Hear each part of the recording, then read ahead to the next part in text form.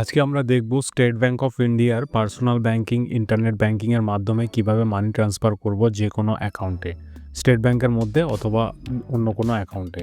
তো আজকে পুরো ভিডিওটা দেখলে আপনি সহজেই নিজের নেট ব্যাংকিংয়ের মাধ্যমে মানি ট্রান্সফার করতে পারবেন। তো চলুন দেখে নেওয়া যাক কীভাবে করা যায়। সর্বপ্রথম যে কোনো ব্রাউজারে গিয়ে গুগলে টাইপ করব SBI। এন্টার করার পর প্রথম যে সাইটটা আসবে সেই সাইটটা ওপেন করব। সাইটটা যখন ওপেন করবেন অ্যাড্রেসটা ভালোভাবে চেক করে নেবেন। HTTP এর পর যেন এস থাকে, এস স্ট্যান্ড ফর সিকিউরিটি, তারপর :online.sbi.sbi.bank.in। এটা নতুন ডোমেন দিয়েছে স্টেট ব্যাংকের তরফ থেকে। তো এই সাইটটা ওপেন করব। আবার আপনাদের বলা হচ্ছে যে সাইট ওপেন করার সময় অবশ্যই দেখে নেবেন HTTP এর পর এস যেন থাকে। তারপর এখানে দুটো অপশন পাবেন, পার্সোনাল ব্যাংকিং এবং কর্পোরেট ব্যাংকিং। আপনার অ্যাকাউন্টটি যদি কারেন্ট অ্যাকাউন্ট হয়ে থাকে তাহলে আপনি কর্পোরেট ব্যাংকে লগ ইন করবেন, আপনার যদি আইডি পাসওয়ার্ড থেকে থাকে। আজকে আমরা এখানে পার্সোনাল ব্যাংকিং লগ ইন করে মানি ট্রান্সফার করে দেখাবো, যাদের ধরুন সেভিংস ব্যাংক অ্যাকাউন্ট আছে এবং ইন্টারনেট ব্যাংকিং অ্যাক্টিভ আছে তাদের ক্ষেত্রে, এবং তাদের কাছে অবশ্যই আইডি পাসওয়ার্ড থাকতে হবে এবং মোবাইল নাম্বার লিঙ্ক থাকতে হবে।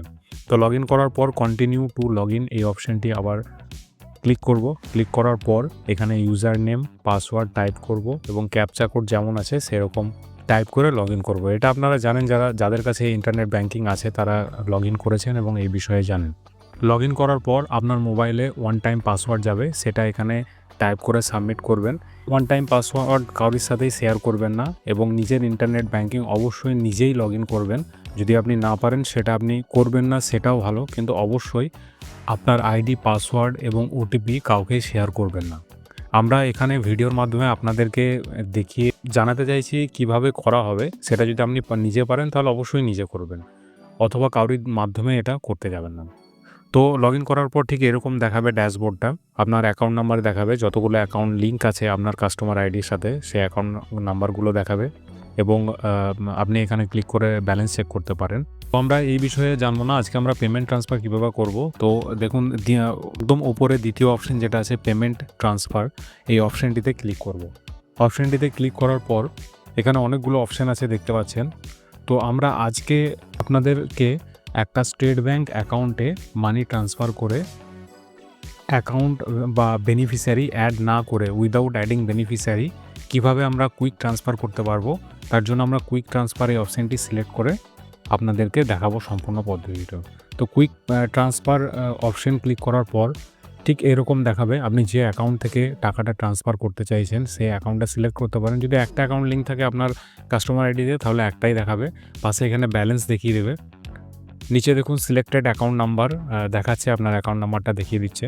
পেমেন্ট অপশান দুটো অপশান আছে দেখুন, একটা আছে উইদিন SBI এবং আদার ব্যাঙ্ক ট্রান্সফার। আপনি যদি অন্য ব্যাঙ্কে ট্রান্সফার করতে চান তাহলে আদার ব্যাঙ্ক ট্রান্সফারে ক্লিক করবেন। আমরা আজকে উইদিন SBI অর্থাৎ SBI এর অপর একটা অ্যাকাউন্টে ট্রান্সফার করে দেখাবো, তাই উইদিন SBI এই অপশানটা সিলেক্ট করলাম।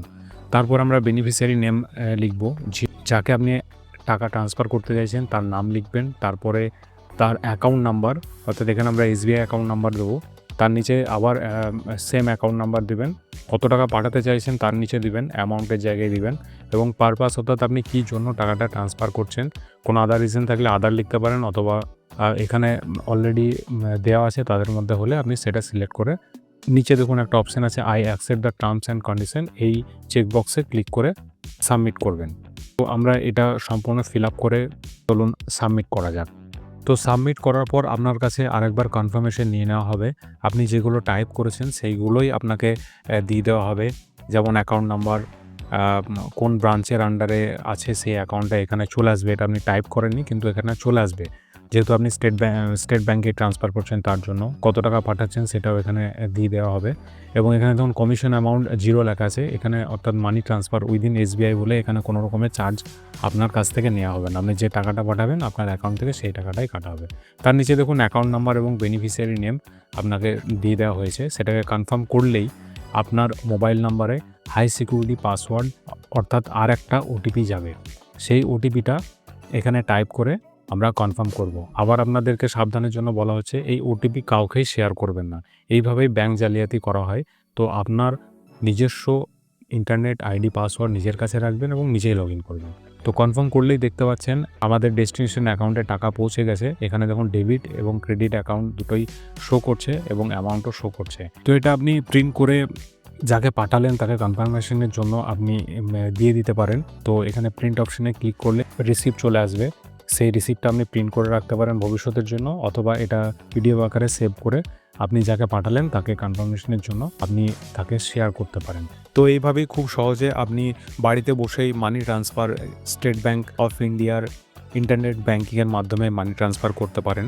তো এরকম আরও দরকারি সরকারি তথ্য আপডেট পেতে আমাদের চ্যানেল সরকারি সেবা চ্যানেলটিকে সাবস্ক্রাইব করে রাখতে পারেন। দেখা হবে পরের ভিডিওতে। ধন্যবাদ।